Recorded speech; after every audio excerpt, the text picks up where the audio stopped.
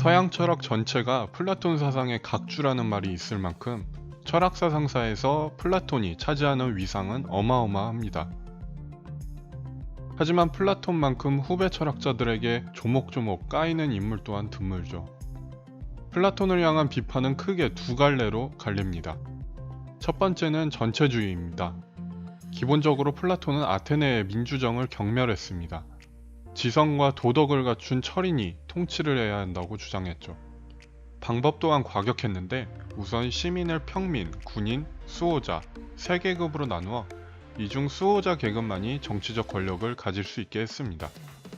다른 계급의 일에 간섭하는 행위는 원칙적으로 금지됐고 여기에 연극이나 음악 같은 예술 활동은 최소한으로 억제했으며 사유재산 또한 한도를 정해놓았습니다. 심지어 우생학적 원리에 입각해 혈통이 가장 우수한 부모가 가장 많은 자식을 낳을 수 있도록 조정하기도 합니다. 어떤 독재 국가보다 강력한 철권 통치를 주창한 것이 바로 플라톤의 이상국가였죠. 이러한 국가의 모습은 당시 스파르타의 정치체제와 매우 흡사한데 이를 이해하려면 고대 그리스의 시대상을 살펴볼 필요가 있습니다. 플라톤이 활동하던 시기 아테네는 스파르타와의 펠레폰네소스 전쟁에서 처참하게 패배했습니다. 플라톤은 패배의 원인을 민주주의라고 봤습니다. 그럴만도 했던 것이 전쟁 전 아테네의 민주정은 선동과 날조, 부정부패, 정적 찍어내기가 횡행했고 이런 민주주의로는 고도로 훈련된 스파르타를 절대 이길 수 없었죠. 게다가 전쟁이 끝나고 이런 난맥상은 더욱 심해져 플라톤의 스승 소크라테스가 민주적 투표로 사형되기에 이릅니다.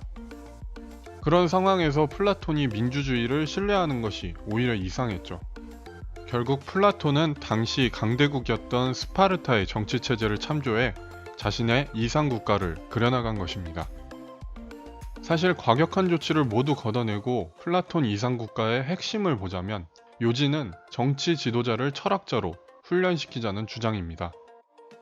플라톤은 철학자가 왕이 되거나 왕이 철학 정신을 갖출 때 비로소 국가가 살아난다고 이야기했습니다. 2000년이 흐른 지금에도 플라톤의 이러한 말은 꼭 틀린 것만은 아닌 듯합니다. 플라톤에 대한 두 번째 비판은 형이상학입니다. 스토리텔링에 능했던 플라톤은 철학사를 통틀어 가장 유명한 우와 동굴의 비유를 남깁니다. 이 이야기에 따르면 철학을 하지 않는 사람들은 사슬에 묶인 채 모닥불에 비친 그림자만 평생 바라보는 죄수입니다.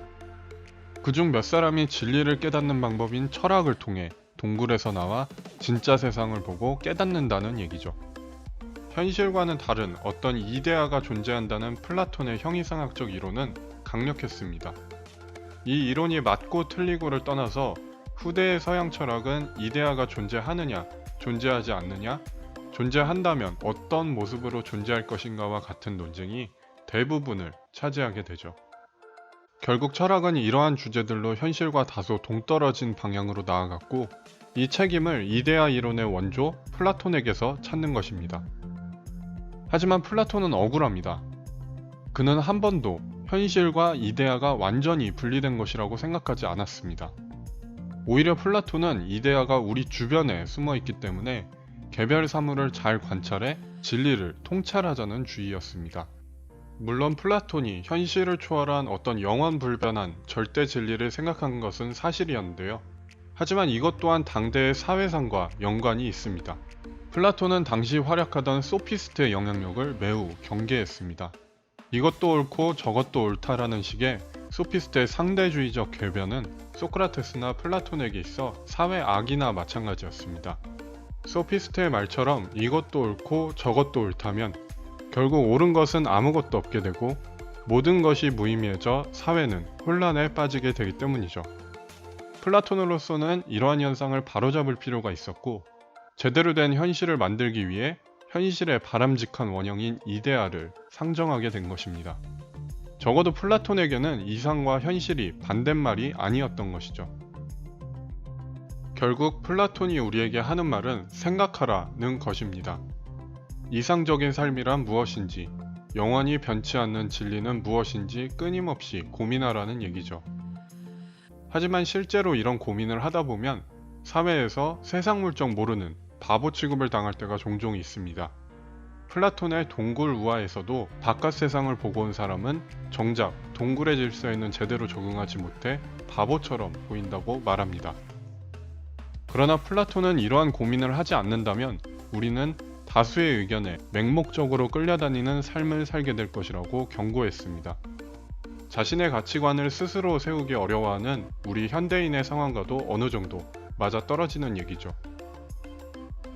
비록 많은 시간이 흘러서 유통기한이 지난 것처럼 보이지만 우리는 아직 플라톤에게 배울 것이 많이 남아 있습니다.